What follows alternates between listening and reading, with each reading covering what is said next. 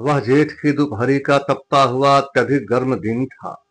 मैं अपना दैनिक कार्य संपन्न कर घर के आगे नीम वृक्ष के नीचे बैठा किसी मनोरम कहानी के प्लॉट पर विचार मग्न था। तभी पसीने से तरबतर 30-32 वर्ष का बदहवास सा एक नौजवान मेरे पास आया और मुझसे मेरा ही पता पूछने लगा।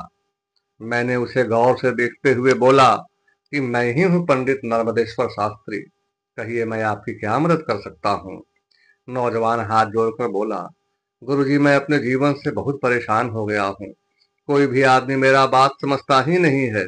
ऊपर से कम आमदनी में परिवार की जिम्मेदारी उठाना भी बहुत मुश्किल हो रहा है। जो काम करने जाता हूँ वह कभी पूरा नहीं होता है। पढ़ी हुई विद्या काम नहीं आ रही है। कभी कभी हमारे हाथ पांव भी कांपने लगते हैं। एकाएक नर्वस सा महसूस करने लगता हूँ। गहरी नींद नहीं आती है।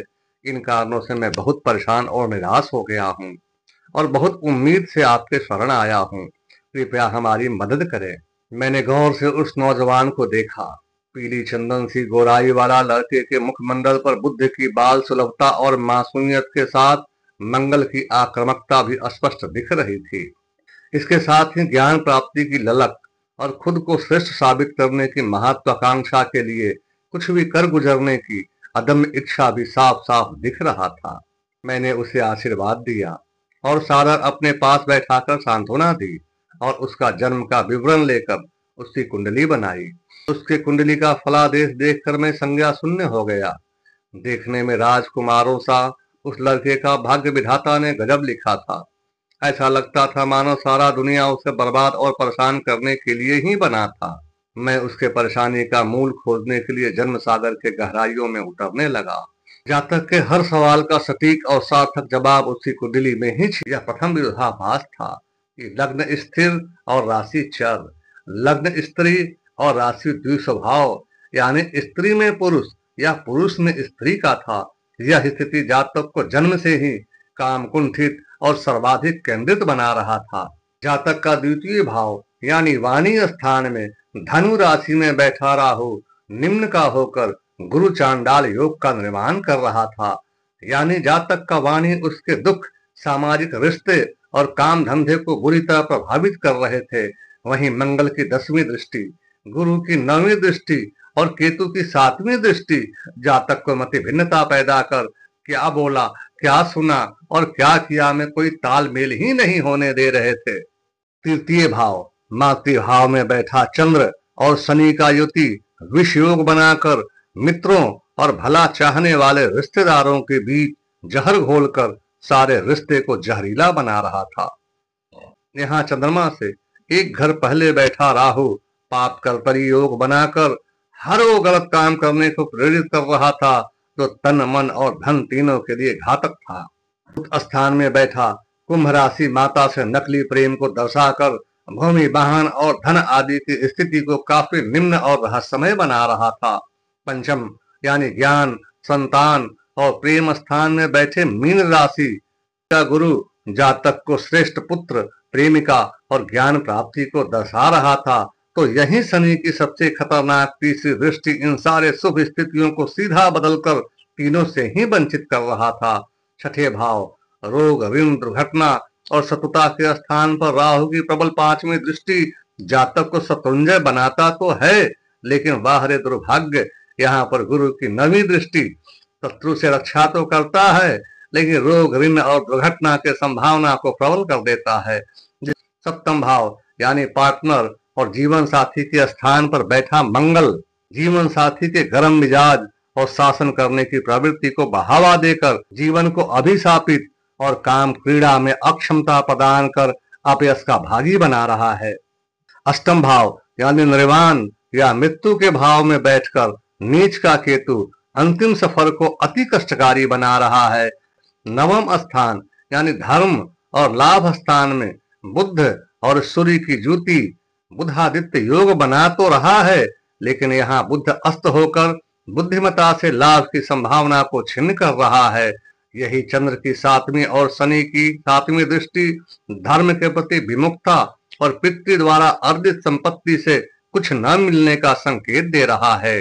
दसम भाव यानी कर्म स्थान में शुक्र और गुरु गजलक्ष्मी योग का निर्माण कर रहे हैं, लेकिन यहाँ भी गजब का दुर्भाग्य की छाया है। यहाँ बैठा सिंह राशि जातक में अपने निर्माण करता सीनियर और सहयोगियों के प्रति अड़ियल और अहंकार का रवैया को उत्पन्न कर कर्म गति को अति छिन्न कर रहा है।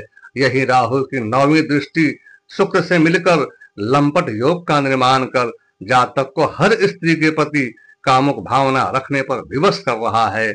ऐसे जातक अपने करीबी रिश्तेदारों पर अच्छी नजर नहीं रख सकते, तो यही मंगल की खतरनाक चौथी दृष्टि राहु से मिलकर अंगारक योग बना रहा है, जिसके परिणाम स्वरूप जातक स्वप्न में या प्रत्यक्ष में अपने किसी करीबी के काम भावना से ग्रस्त हो अंधाधुंध अत्यधिक वीर्यपात कर अपनी जीवनी शक्ति को ध्वस्त कर चुका है।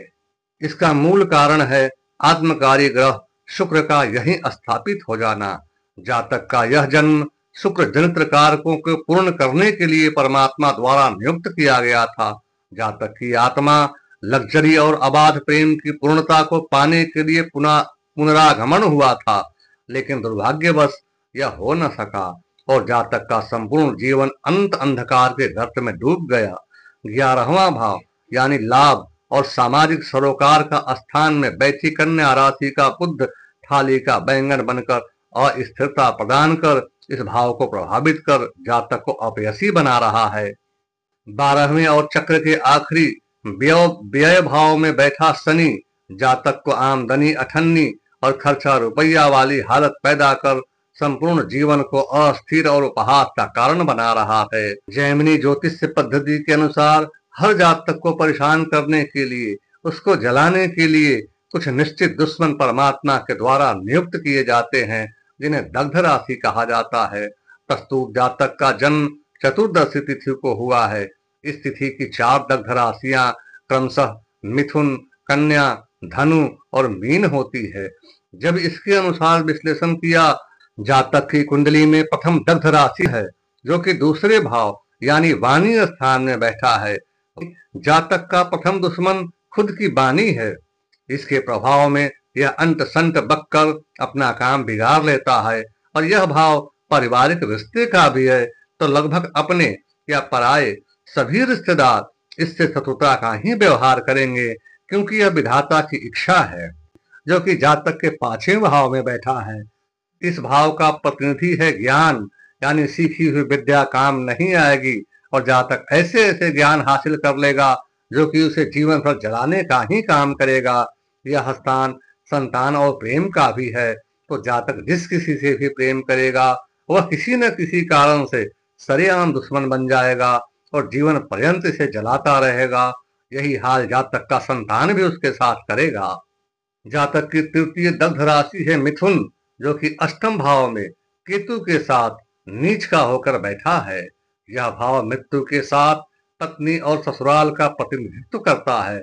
मतलब जातक की स्त्री और उसका परिवार इसे मृत्यु तुल्य पीड़ा और कष्ट का कारण बनेंगे। इनका चतुर्थ दुश्मन राशि है कन्या, जो कि 11वें भाव में बैठा है। इस भाव का प्रतिनिधि बड़े भाई और उसका परिवार, मित्र और लाभ का होता है। यह जिससे जातक हमेशा ठगा सा महसूस करते हुए आजीवन दरिद्र बना रहेगा। धन्यवाद।